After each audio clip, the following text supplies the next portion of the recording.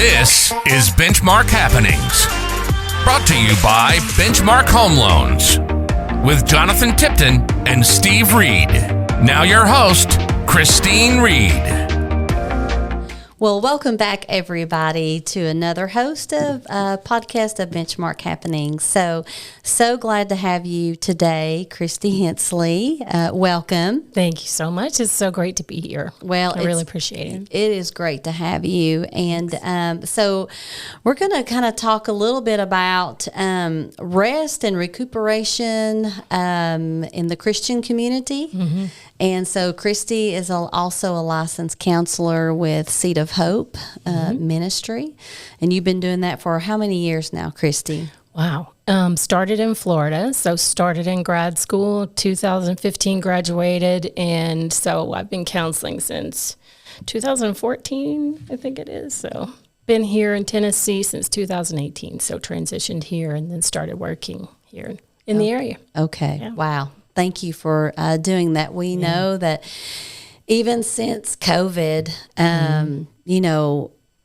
everything has just exploded. Yeah. And unfortunately, mental health, and I don't know if we can look at it one of two ways. Maybe there's more of a focus on mental health and taking care of ourselves and things that probably as Americans we just did not really pay attention to. Right. And since COVID, we know so much has escalated since then. Yeah.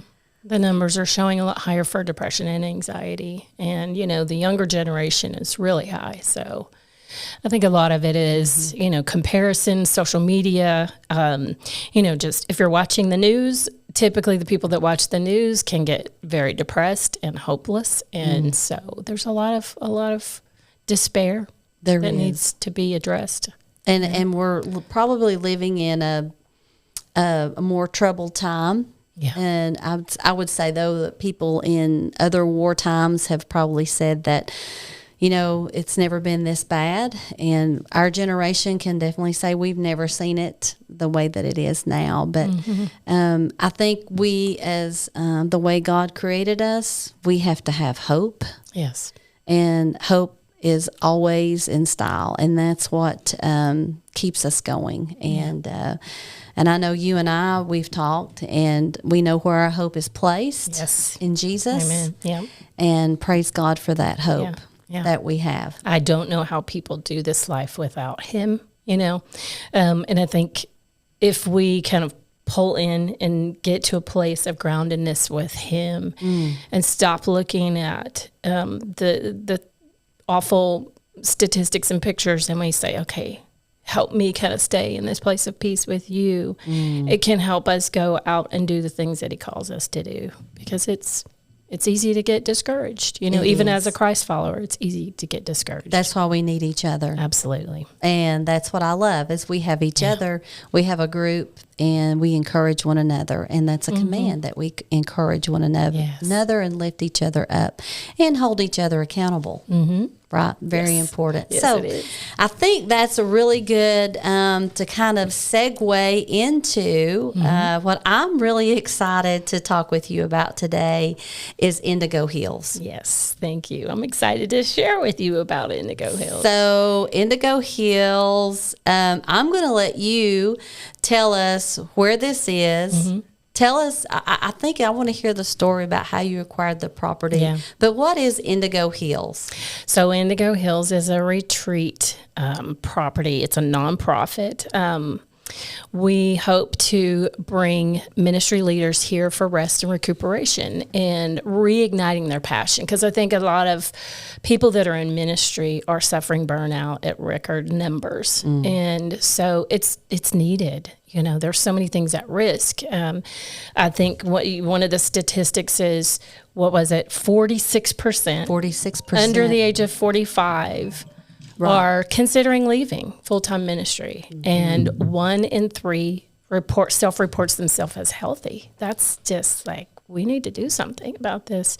So to answer your question about how we got the property, my parents were relocating from Morristown. I grew up in Morristown, born in Kingsport, grew up in Morristown, have relatives here in the Kingsport area, but grew up in Morristown. They were relocating to Jonesboro area.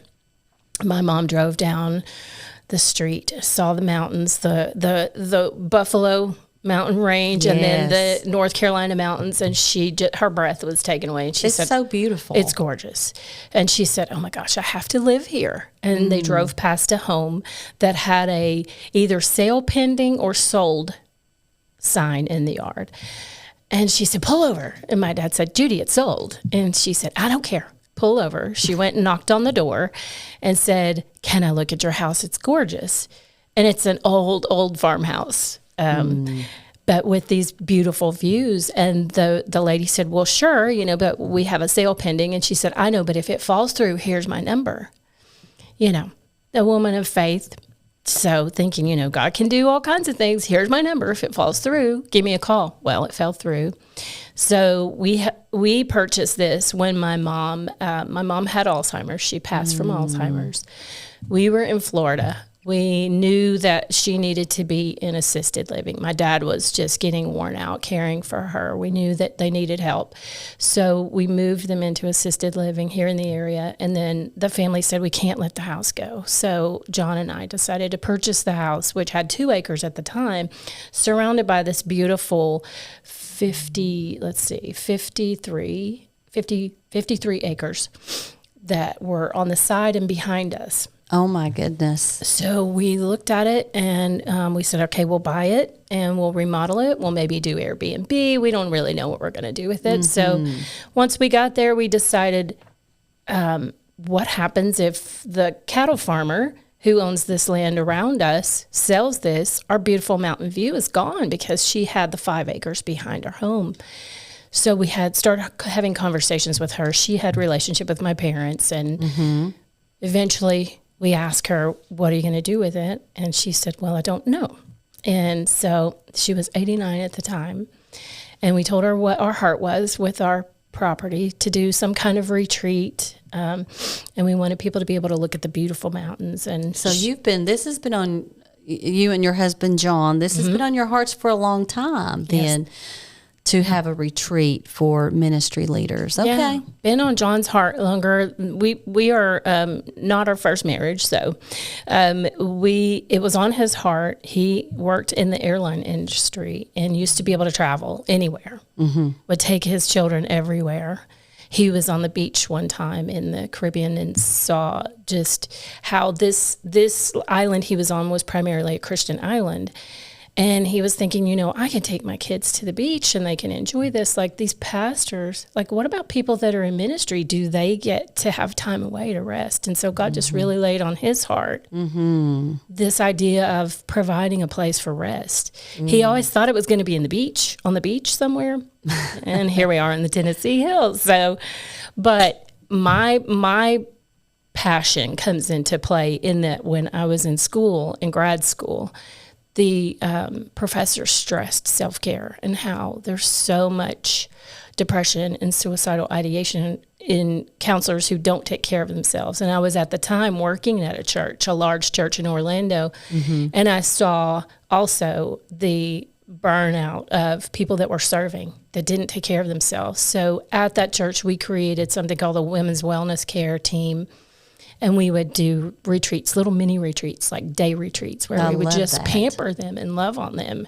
And it was so beautiful for those serving and those receiving. And so my passion came from there. Like I want to care for the people that care for other people.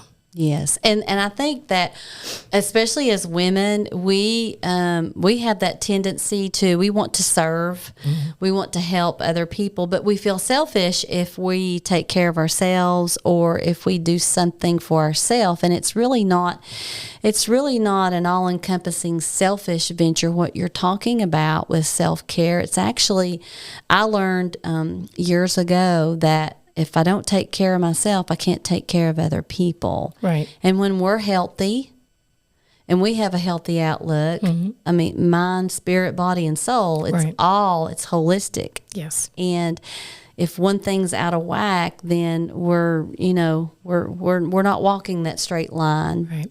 And it's so important. And I think that especially in the ministry, we require so much from these individuals. We put so much stress and so much pressure on them that a lot of times they feel like they're just pouring out and pouring out. And eventually that tank is empty and it needs to be filled. Yeah, they're so used to giving too. They're usually the first to step up to serve and the last to receive and be served. And that's a shame. It should be a proactive practice where they're saying, you know, I'm going to regard this Sabbath, this rest, this, you know, retreat, for restoration as a sacred practice, because I know it enables me to do my job effectively and not become just discouraged and get burned out, you know, and just feel hopeless and unsupported in all of it. Because a lot of times, you know, if many times if they admit they're struggling, some people can't handle that. And so they're not always feeling like it's safe enough to go and say, hey, I'm struggling with something, you know, I need some care. And that's unfortunate. Right. And they need that trusted advisor, mentor to go to share that struggle. Because my goodness, we are human, you know, and there's struggles every day that we face. And it's, I think about ministry leaders that I know personally, a women's ministry leader at a church in North Carolina. She actually did not have a Sabbath rest because she worked on Sundays. Right? Yeah, she was serving on Sunday. They have to find it another day. She finally started having a Sabbath on Monday, and that was her sacred time. That was her Sabbath rest. Kirk Cousins, quarterback for Minnesota Vikings. Of course, unfortunately, he's not now, but I follow him. And so Sunday, he's playing football, traveling. Right. Tuesday is his Sabbath. Yes.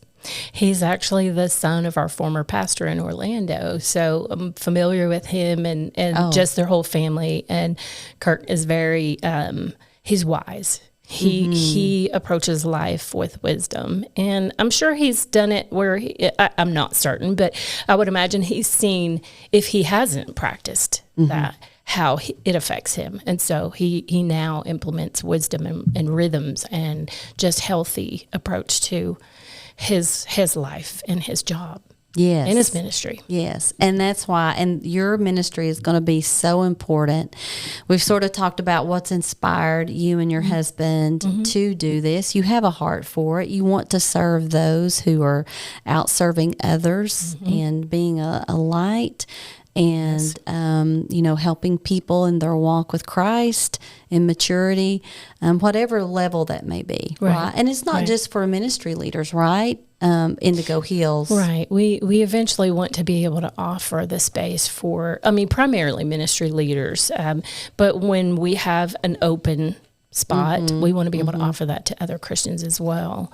And I also would like to, and I don't know if we'll get to do this, but would also like to bring in first responders and veterans. And I know that's something you're very passionate about. So yes. First responders, veterans, people that serve, nurses, teachers. Oh my goodness. I mean, the list goes on. And I'm a nurse by trade, and that is something that I've had to learn. I've had to learn that self-care. And so many nurses just aren't able to do that. And a lot of times it's because people that don't take time to do this to get that rest, it's because of family, children. They don't have families to support them where they live. You know, they don't have somebody to take the children for a night to let mom and dad go out for that date. You know, to pour into that relationship. So I love how you're looking at not only for our pastoral leaders, and people who serve in the church community, but our first responders because of the trauma that they see every day. Oh, absolutely. So along the lines of burnout, you know, the polls are, I'm just reading, I'm looking at this, Barna polls on pastoral well-being. And since COVID, they're finding that a lot of pastors are looking at leaving the ministry. Yeah, they were starting to see some slow decline even before COVID. And just with the divisiveness and all the unrest that came with that, not to mention the mental health side of it, it's just, it's exhausted them, and feeling unsupported, and the community support is important too. Like just for us to stop and think, they live in a glass house, right? They're up in front of so many people. And you see the statistics every time someone falls, and it's a mega church or someone who's been very publicized, But imagine the enemy is just celebrating every time he is able to take a pastor out, out of his ministry. Yeah. A shepherd. And the effect of that, all of it, whether they're healthy or unhealthy, it has a ripple effect. It not only affects them, it affects their staff, it affects their community, it affects their families. So we're talking, if we can positively impact them and help them be more healthy and practice more healthy rhythms, that too is going to have an amazing ripple effect. That's just God's economy. That's how he works, Right. So, I know that you have the property, you're working on that, you're doing some accepting donations, and there's a phased approach. What are some practical things that those who are listening today that maybe attend a church, or they have a nurse in the family, or a first responder, or they have a beloved pastor, what are some ways that they can be practical in serving to kind of take some of the burden off of that person? Prayer, prayer, just reaching out, being a safe place to ask and say, hey, I know that this job comes with so many demands and so much pressure from lots of different directions. I want to take you to coffee. Just be a friend. Those are some practical things. Absolutely. Give them a gift card to go out to dinner with their wife. Give them a gift card to maybe get away. Just being thoughtful. They seem like they have it all together, right? But that's what I love so much about our pastors. Many times he will share, I'm human. And let me tell you a little story. This is your pastor, and that's why we've chosen that church. I just love his authentic sharing, because it gives us permission to say, yeah, we all struggle with it. We're all human. So just remembering they're human, and what can I do to support them in this, because it's a demanding job. Yes, it is. It is. So let's talk a little bit about the rollout of the phases, because I was on the website. The pictures are beautiful. Thank you. Just looking at those blue mountains, they really is an indigo blue mountain. But what is that phased? What's it going to look like, Kristy? So we have started construction, and we started on a pond because we had a person available that could do the pond. So, the hope was to start with the road, the infrastructure, because even though it's not the pretty stuff, it's not the fancy stuff, it's still necessary. So we are starting that. John is out there right now working on the foundation of our first prayer cabin. So we hope to have 4 prayer cabins where the community can go and spend solitude and just get out in nature and walk the grounds and just take that in and take in God's beauty of his creation. And then we hope the second phase, I think, will be what we call the chapel and the event space up at the top where the view is. We call that the sweet spot because it's just the amazing view. Yes. And that we hope to be able to do weddings and events, corporate events, if people want to come and use the space and need a larger space. And that would help kind of fund rolling out the next phase, which would be the retreat cabins, where we hope to have 1, maybe 2 bedrooms, small kitchen, little living area with a porch overlooking a creek that has the beautiful sounds of just the water. And we'll have pavilions in each of those those wooded areas for people to gather and sit by the fireplace. And we'll have walking trails and so that's going to be great. And there is something healing about being in God's beauty. Yes. God's creation of nature. Every time when we walk outside, we witness his majesty. Right. and just being under the blue sky, but there's something about being outdoors. And I think that's just beautiful that, you'll have these cabins available for people to stay in, to rest, and to recuperate. And hopefully play, because play is important too. When you're work, it's good to throw in some play, because we still have that adventurousness in us. And I think that needs to be expressed too. So play is good too. And lots of naps. Yes. So my idea of rest and recuperation is a nap. Absolutely. Naps are definitely welcome. Yeah. So how can someone get involved right now? How can we reach you? How can we find out more about Indigo Hills? And how can people get involved, Kristy? So we have a website, indigohills.org, and go to the website. There's more information. There's pictures. You can sign up for our newsletter. You can absolutely donate anytime. And we have a campaign that we're doing right now called 30 by 30, which is basically based on the idea that, we don't hesitate to spend $5 on a cup of coffee or more sometimes, depending on how foofy we get our coffee. Yeah, frou-frou. I always think the frou-frou coffee drinkers, I'm in line to get my coffee, and I'm like, I just want a coffee with cream. And then I've got 3 people ahead of me getting a latte shot of espresso, non-fat decaf latte. Right. I'm thinking, oh, please. All the words, all the things. So we don't hesitate to pay $5-6 for a cup of coffee. Sometimes people do it several times throughout the day. So this is based on the idea of, would you be willing to spend $1 a day? So 30 by 30 is $1 a day every month. Okay. Or more, of course. We're never going to turn away more. But would you be willing to spend $1 a day to help support our efforts? Because, it's a lot easier to get people on board once you have the beautiful buildings and you're just maintaining. But the startup phase is really a challenging time to be able to raise the funds to do that. Yes. So we have the land. If people are visionaries and they come out there, they're able to see it. They're able to say, "Oh my gosh, yes, I see it." But some people are not able to do that. So to get people involved is absolutely prayer. We welcome prayer. We want God's will to be done on this property. Yes.